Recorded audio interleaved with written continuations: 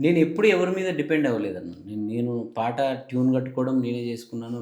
అంటే మీరు అందరూ చాలామంది ఇప్పుడు మీరు మొదట్లో నన్ను ఇంట్రొడ్యూస్ చేసేటప్పుడు కూడా మీరు రైటర్ అని 'చంద్రబోస్' అన్న వాళ్ళతో పోలుస్తుంటే నేను దాన్ని ఏకీభవించలేను. ఎందుకంటే వాళ్ళు ఒక ట్యూన్ ఇస్తే రాస్తారు పాటలు. హ్మ్. అద్భుతంగా రాస్తారు. ఎన్ని వెర్షన్‌లైనా రాస్తారు.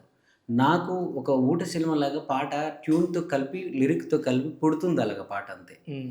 సో, నన్ను రైటర్ల లిస్ట్‌లో ఏస్తే నేనెప్పటికి దాన్ని ఎందుకు ఇష్టపడనంటే, హ్మ్. నేను అద్భుతమైన కంపోజర్‌ని. హ్మ్. నేనే అద్భుతమైన కంపోజర్‌నని నేను ఘంటాపథంగా ఎంతమంది కంపోజర్‌ల ముందైనా జెప్తా. ఎందుకంటే, మీరు ఈ క్షణం నాకు ఒక సిట్యుయేషన్ జెప్తే, నేను దాన్ని విత్ లిరిక్‌తో సహా అద్భుతంగా పాట చేయగలుగుతాను. ఇది వద్దు చరణ్ ఇంకో టైప్‌లో చేయంటే, ఇంకో టైప్‌లో చేయగలుగుతా నేను. కానీ లిరిక్ అనేది ఎవరో చేసిన ట్యూన్‌కి నన్ను రాయమని నా వల్ల కాదు. హ్మ్. సో, నాకు పుడతది ఆ పాట అలాగా. ఇప్పుడు మీరు విన్న పాటలు మీ మనసుని కదిలించిన పాటలు లాంటివి. ఎందుకు నాకు 'రచ్చ'లో మీరొక కమర్షియల్ సాంగ్ రాసారు. 'డిల్లక్ డిల్లక్ డిల్లా' అది అది కూడా అలా పుట్టిందే. ఆ! దాని గురించి ఇంకా డీటెయిల్ పోతే బాగోదు.